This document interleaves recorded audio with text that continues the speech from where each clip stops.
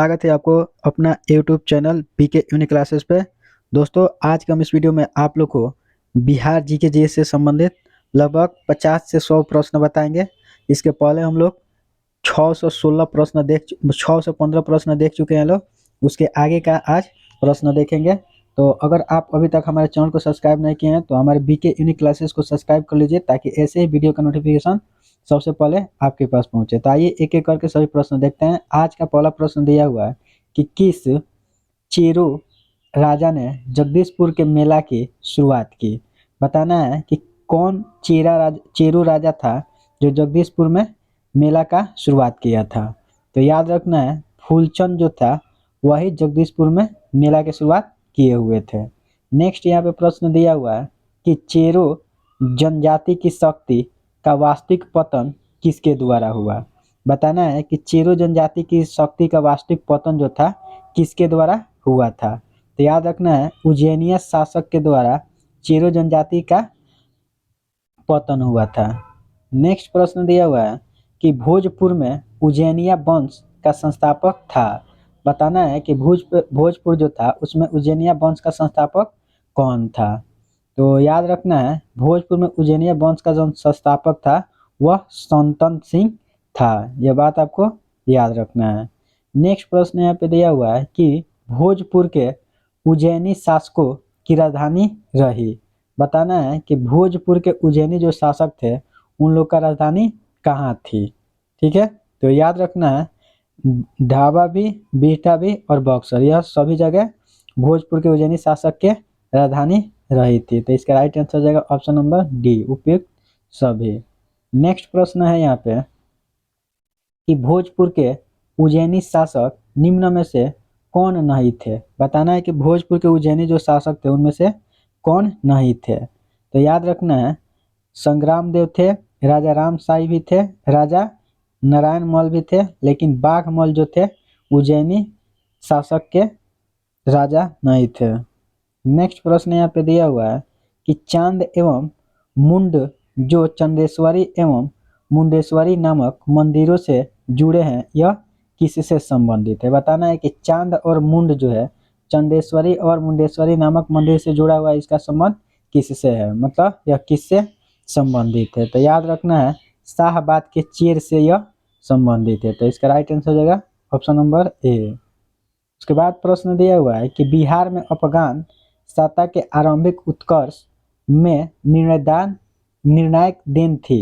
बताना है कि बिहार में अफगान सत्ता के आरंभिक उत्कर्ष जो था उसका निर्णायक देन किसका था। तो याद रखना है, नुहानी कबीले जो था उसी का यहाँ पे बहुत बड़ा निर्णायक देन था। नेक्स्ट प्रश्न यहाँ पे दिया हुआ है कि सिकंदर लोदी ने 1495-96 में किसे बिहार का प्रभारी नियुक्त किया था। बताना है कि सिकंदर लोदी जो था 1495 और 96 में बिहार का प्रभारी किसको नियुक्त किया था। तो याद रखना है, दरिया खान नुहानी जो था उसको सिकंदर लोदी ने 1495-96 में बिहार का प्रभारी नियुक्त किया था। यह प्रश्न बहुत ही वीवीआई है। ठीक है, याद रखना है, सिकंदर लोदी ने 1495-96 में दरिया खान नुहानी को बिहार का प्रभारी नियुक्त किया था। नेक्स्ट प्रश्न यहाँ पे दिया हुआ है कि बिहार में नुहानी राज्य का संस्थापक कौन था। याद रखना है कि बिहार में नुहानी राज्य जो था उसका संस्थापक कौन था। तो याद रखना, मोहम्मद शाह नुहानी जो था बिहार में नुहानी राज्य के संस्थापक था। नेक्स्ट प्रश्न देखेंगे कि किस चेरू राजा ने जगदीशपुर के मेला के शुरुआत की। तो अभी हम लोग ये प्रश्न ऊपर देखे थे लोग। तो याद रखना, फूलचंद जो था वह जगदीशपुर के मेला का शुरुआत किया था। नेक्स्ट प्रश्न यहाँ पे दिया कि चेरू जनजाति की शक्ति का वास्तविक पतन किसके द्वारा हुआ। बताना है कि चेरू जनजाति की शक्ति जो था उसका वास्तविक पतन किसके द्वारा हुआ था। तो याद रखना, उज्जैनिया शासक के द्वारा चेरू जनजाति की शक्ति का वास्तविक पतन हो गया था। नेक्स्ट प्रश्न दिया है कि भोजपुर में उज्जैनिया वंश का संस्थापक कौन था। बताना है कि भोजपुर में उज्जैनिया वंश जो था उसका संस्थापक कौन था। तो याद रखना है, संतन सिंह। यह प्रश्न रिपीट हुआ है। नेक्स्ट प्रश्न दिया है यहाँ पे, ये भी प्रश्न रिपीट हुआ है। फिर यहाँ पे देखेंगे, ये भी प्रश्न रिपीट है, ये भी प्रश्न रिपीट है। यहाँ पे देखेंगे कि बिहार बिहार में अफगान सत्ता के आरंभिक उत्कर्ष में निर्दान देन था। तो ये भी प्रश्न रिपीट हुआ है, नुहानी कबीले का ऊपर ये प्रश्न देखे थे लो, ये भी प्रश्न ऊपर देखे थे लो। ये देखिए, बिहार में नुहानी राज्य का संस्थापक कौन था? ठीक है, तो याद रखना मोहम्मद शाह नुहानी।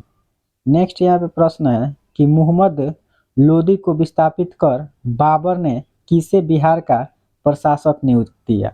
बताना है कि मोहम्मद लोदी को विस्थापित करके बाबर ने किसको बिहार का प्रशासक नियुक्त किया था? तो याद रखना है जलाल खां को मोहम्मद लोदी ने विस्थापित करके मोहम्मद लोदी को विस्थापित करके बाबर ने बिहार का प्रशासक नियुक्त किया था। नेक्स्ट प्रश्न दिए थे यहाँ पे, सूर्य वंश की स्थापना की थी। बताना है कि सूर्य वंश जो था उसका स्थापना कौन किया था? तो याद रखना शेर शाह सूरी जो थे सूर्य वंश के संस्थापक माने जाते हैं। नेक्स्ट प्रश्न दिया है कि शेर शाह को शेर खां की उपाधि दी थी। बताना है कि शेर शाह जो थे उनको शेर का उपाधि किसने दिया था? तो याद रखना है मोहम्मद नुहानी ने शेर शाह को शेर की उपाधि दिए हुए थे। नेक्स्ट प्रश्न यहाँ पे दिया, शेर खां के पिता हसन खां जमींदार थे। बताना है कि शेर खां के जो पिताजी थे हसन खां वह कहाँ के जमींदार थे? तो याद रखना है सासाराम के जमींदार जो थे शेर खां के पिता हसन खां थे। नेक्स्ट प्रश्न यहाँ पे दिया, शेर खां बिहार के किस शासक का संरक्षक नियुक्त था? बताना है कि शेर खां बिहार के किस शासक का संरक्षक नियुक्त हुआ था? तो याद रखना है जलाल खां इसका राइट आंसर हो जाएगा। नेक्स्ट प्रश्न यहाँ पे दिया है कि बिहार में शेर शाह का राजनीतिक वर्चस्व किस युद्ध में उसकी विजय के साथ स्थापित हुआ? बताना है कि बिहार में शेर शाह का राजनीतिक वर्चस्व जो था किस युद्ध में उसकी विजय के साथ स्थापित किया गया था? तो याद रखना है सूरजगढ़ा का युद्ध जो था उसी समय इसको स्थापित किया गया था। नेक्स्ट प्रश्न यहाँ पे दिया हुआ है कि शेर शाह ने किस युद्ध में हुमायूं को पराजित किया था? बताना है कि शेर शाह जो थे किस युद्ध में हुमायूं को पराजित किए थे। ठीक है, तो इसका राइट आंसर हो जाएगा चौसा के युद्ध और बिलग्राम और कनौज, ये तीनों युद्ध में पराजित किए थे। तो हमारा राइट आंसर हो जाएगा ऑप्शन नंबर सी। याद रखना है कि शेर शाह ने हुमायूं को चौसा के युद्ध में भी और बिलग्राम के भी युद्ध में भी और कनौज के भी युद्ध में भी क्या किए थे? पराजित किए थे। नेक्स्ट प्रश्न यहाँ पे देखेंगे कि शेर शाह द्वारा पाटना के नवनिर्माण का वर्णन किस रचना में मिलती है? बताना है कि शेर शाह के द्वारा पाटना के नवनिर्माण का वर्णन जो है किसमें मिलती है? तो याद रखना है तारीखे दाऊदी में शेर शाह के द्वारा पाटना के नवनिर्माण का वर्णन मिलता है। नेक्स्ट प्रश्न यहाँ पे दिया है कि शेर शाह द्वारा अफगान राज्य की पुनः स्थापना किस युद्ध के उपरांत हुई थी? बताना है कि शेर शाह द्वारा अफगान जो राज्य था उसका पुनः स्थापना जो है किस युद्ध में हुआ था? तो याद रखना कनौज और बिलग्राम के युद्ध जो था ये इसी में इसका क्या हुआ था? पुनः स्थापना किया गया था। नेक्स्ट प्रश्न यहाँ पे दिया है कि शेर शाह का प्रशासनिक प्रयोगशाला था। बताना है कि शेर शाह जो था उसका प्रशासनिक प्रयोगशाला कहाँ था? ठीक है, तो इसका राइट आंसर हो जाएगा ऑप्शन नंबर बी सासाराम। याद रखना शेर शाह का प्रशासनिक प्रयोगशाला जो था सासाराम में था। नेक्स्ट प्रश्न यहाँ पे दिया बिहार का अंतिम अफगान शासक था। बताना है कि बिहार का अंतिम जो अफगान शासक था वह कौन था? तो इसका राइट आंसर हो जाएगा ऑप्शन नंबर डी दाऊद खां करारानी जो था बिहार का अंतिम अफगान शासक था। नेक्स्ट प्रश्न हम लोग देखेंगे कि शेर शाह के द्वारा पाटना का दुर्ग और पाटना को राजधानी बनाने की चर्चा कहाँ मिलती है? बताना है कि शेर शाह के द्वारा पाटना का दुर्ग और पाटना को राजधानी बनाने की जो चर्चा है कहाँ मिलता है? तो इसका राइट आंसर हो जाएगा ऑप्शन नंबर डी वासा तिनुल उन्स में इसकी चर्चा मिलती है। नेक्स्ट प्रश्न यहाँ पे दिया हुआ है कि शेर शाह द्वारा कौन सा कार्य किया गया? बताना है कि शेर शाह जो था वह किसके द्वारा शेर शाह के द्वारा कौन सा कार्य इसमें के किया गया था? तो याद रखना है जब्त प्रणाली की शुरुआत जो था शेर शाह ने ही शुरू किया था। सिकंदरी गज एवं सन की डांडी का प्रयोग शेरशाह सूरी ने यही किया था, रुपया का प्रचलन भी यही किए थे। तो हमारा राइट आंसर हो जाएगा ऑप्शन नंबर डी, उपयुक्त सभी। नेक्स्ट यहाँ पे प्रश्न देखेंगे कि बिहार राज्य में स्थित सासाराम के किला का निर्माण करवाया। बताना है कि बिहार राज्य में स्थित जो सासाराम है रोहतास में, उसका किला का निर्माण किसने करवाया था। तो इसका राइट आंसर हो जाएगा ऑप्शन नंबर ए, शेरशाह ने सासाराम में किला का निर्माण करवाए थे। नेक्स्ट प्रश्न देखेंगे यहाँ पे कि निम्नलिखित में से कौन सा कार्य शेरशाह के द्वारा नहीं किया गया था। बताना है कि निम्न में से कौन ऐसा कार्य जो शेरशाह सूरी नहीं किया था। तो याद रखना है, इबादत खाना का निर्माण जो था शेरशाह सूरी नहीं किया था, यही हमारा राइट आंसर हो जाएगा। नेक्स्ट प्रश्न यहाँ पे देखेंगे कि मध्यकाल में पाटना का नव निर्माण करवाया था। बताना है कि मध्यकाल में पाटना का जो नव निर्माण था वह किसके द्वारा करवाया गया था। तो याद रखना है, शेरशाह के द्वारा मध्यकाल में पाटना का नव निर्माण करवाया गया था। उसके बाद हम यहाँ प्रश्न देखेंगे कि शेरशाह किसके मकबरे के लिए प्रसिद्ध है। बताना है कि सासाराम जो है किसके लिए किसके मकबरा के लिए प्रसिद्ध है। तो याद रखना है, शेरशाह सूरी के मकबरा जो है सासाराम में स्थित है। सासाराम इसी के लिए प्रसिद्ध है। नेक्स्ट प्रश्न देखेंगे कि पाटना को प्रांतीय राजधानी बनाया गया। बताना कि पाटना जो था उसका प्रांतीय राजधानी बनाया गया था, मतलब किसके द्वारा बनाया गया था। तो याद रखना, शेरशाह सूरी के द्वारा पाटना को प्रांतीय राजधानी बनाया गया था। नेक्स्ट प्रश्न है कि अष्टकोणीय मकबरों की श्रृंखला में अंतिम मकबरा है। बताना है कि अष्टकोणीय मकबरा जो है उसमें अंतिम मकबरा कौन था। याद रखना, इस्लाम शाह का मकबरा है।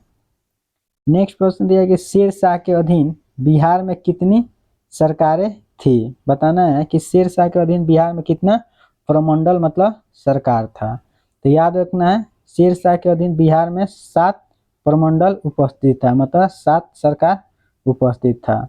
नेक्स्ट प्रश्न दिया कि शेरशाह द्वारा पटना किला और नगर को बनाने का कितना व्यय हुआ। बताना कि शेरशाह द्वारा पटना जो किला बनाया गया और नगर जो बनाया गया उसमें कितना रुपया खर्च हुआ था। तो याद रखना है, 5 लाख रुपया उस समय खर्च हुआ था। नेक्स्ट प्रश्न हम लोग देखेंगे कि मुगल शासक बाबर ने किसे पराजित कर बिहार पर नियंत्रित कर लिया। बताना है कि मुगल शासक बाबर जो था किसको पराजित करके बिहार पर नियंत्रित कर लिया था। तो याद रखना, मोहम्मद लोदी को बाबर ने पराजित करके बिहार पर नियंत्रण प्राप्त कर लिया था।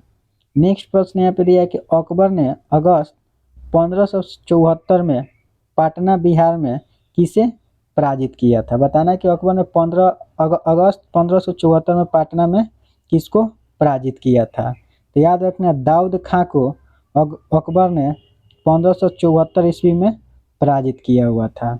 नेक्स्ट प्रश्न देखेंगे कि अकबर ने पटना के युद्ध के बाद बिहार में किसे दाऊद खां से निपटने के लिए छोड़कर लौट गया। बताना कि अकबर ने पटना युद्ध के बाद बिहार में किसे दाऊद खां से निपटने के लिए लौट गया। तो याद रखना है, मुनीब खां इसका राइट आंसर हो जाएगा। नेक्स्ट प्रश्न दिया हुआ है कि 1580 में बिहार का सूबेदार किसे बनाया गया। बताना है कि 1580 में बिहार का जो सूबेदार था किसको बनाया गया था। तो याद रखना है, खान ए आजम मिर्जा अजीज कोका को 1580 में बिहार का सूबेदार नियुक्त किया गया था। नेक्स्ट प्रश्न दिया हुआ है कि किस मुगल शासक के समय बिहार पठानों एवं मुगलों के बीच लड़ाई का केंद्र बना रहा। तो याद रखना है, अकबर के शासक के समय बिहार पठानों और मुगलों के बीच की लड़ाई का केंद्र बना रहा। तो दोस्तों, अगर ये वीडियो आपको अच्छा लगा है तो प्लीज़ हमारे चैनल को सब्सक्राइब कर लीजिए ताकि ऐसे ही वीडियो का नोटिफिकेशन सबसे पहले आपके पास पहुँचे। मिलते हैं कल इसके आगे को प्रश्न को लेकर।